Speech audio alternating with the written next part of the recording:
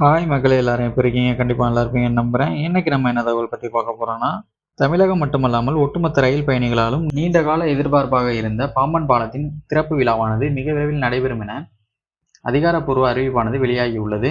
இதனைத் தொடர்ந்து இன்று பாம்பன் பாலத்தின் சிஆர்எஸ் ஆய்வு, அதாவது ரயில்வே பாதுகாப்பு அதிகாரிகளின் ஆய்வு நடைபெற்றுள்ளது. மேலும் பாலத்தின் உறுதித்தன்மை குறித்த இறுதியான ஆய்வாக இது இருக்கும் எனவும் ரயில்வே வட்டார தகவல்கள் தெரிவிக்கின்றன.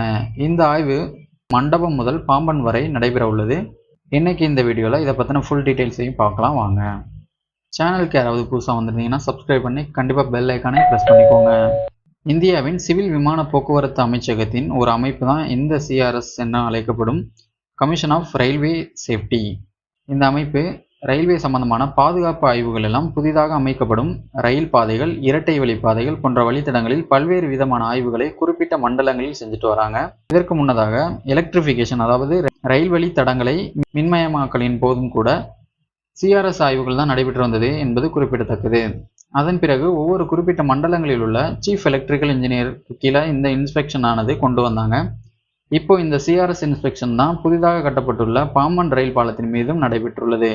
மேலும் இது ரயில் பயணிகளின் நீண்டகால எதிர்பார்ப்பும் கூட. ஆசியாவிலேயே முதல் முறையாக ஒரு ரயில் செங்குத்து பாலம் என்றால் அது தமிழ்நாட்டு கடைக்கோடியில் உள்ள பாம்பன் பாலம் தான். இந்த சிஆர்எஸ் அமைப்பானது இந்தியா முழுவதும் 9 இடங்களில் அமைந்துள்ளது. அதில் தெற்கு ரயில்வே சதர்ன் சர்க்கிளுக்கு கீழே வருது. இந்த சதர்ன் சர்க்கிள் பெங்களூர்ல இருக்கு. சதர்ன் சர்க்கிளோட commissioner of railway safety AM Chaudhary அவர்களால் இந்த சிஆர்எஸ் ஆய்வு நடைபெற இருக்கு. நவம்பர் 13 அன்று பாலம் எண் 346, அதாவது பாம்பன் பாலத்தை ஆய்வு செய்ய இருக்காங்க.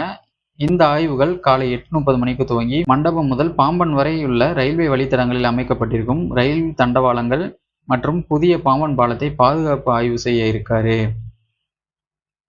இது மட்டும் இல்லாம இதற்கு முன்பாக பாம்பன் பாலத்தில் பல்வேறு ஆய்வுகள் தெற்கு ரயில்வே பொது மேலாளர், ரயில்வே வாரிய அதிகாரிகளால் மற்றும் ரயில் விகாஸ் லிமிடெட் நிறுவனத்தின் சார்பாகவும் வேக கட்டுப்பாடு ஆய்வு, லோட் டெஸ்ட் உள்ளிட்ட பல்வேறு விதமான ஆய்வுகள் நடந்துள்ளது.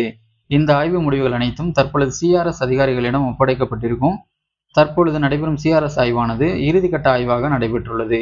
ஆசியாவிலேயே இல்லாத முதல் செங்குத்து பாலம் என்பதால் இந்த பாலத்தின் மீது ரயில்வே துறை தனி கவனம் செலுத்தி வருகிறது என்பது குறிப்பிடத்தக்கது.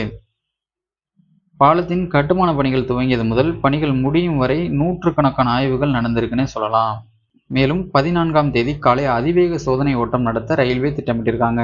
இந்த சோதனை ஓட்டம் சிஆர்எஸ் கமிட்டி சார்பாக நடக்க இருக்கு.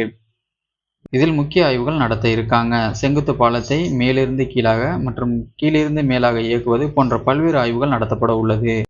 இந்த பாம்பன் ரயில் பாலத்தை மேலே தூக்குவதற்கு 3 நிமிடங்களும் மேலிருந்து கீழாக இறக்க 2 நிமிடங்களும் தேவைப்படுகிறது. முக்கியமாக செங்குத்து பாலத்தை மையமாக வைத்து இந்த ஆய்வு நடைபெற்றுள்ளது.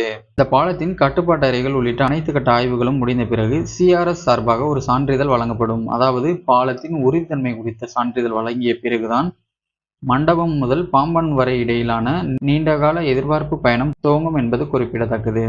மேலும் ராமேஸ்வரத்தின் ரயில் நிலைய பணிகளும் தற்போது மிக வேகமாக நடைபெற்று வருகிறது. அந்த பணிகளும் முடிந்த பிறகு புதிய பாம்பன் ரயில்வே பாலம் டிசம்பர் மாத இறுதியில் திறக்கப்பட வாய்ப்புள்ளது. மேலும் தற்பொழுது நடைபெற்றுள்ள சிஆர்எஸ் ஆய்வு முடிவுகள் முடிந்த பிறகு தெற்கு ரயில்வே இந்த பாம்பன் பாலத்தின் திறப்பு விழா தேதி அறிவிக்கப்படும் சொல்லியிருக்காங்க.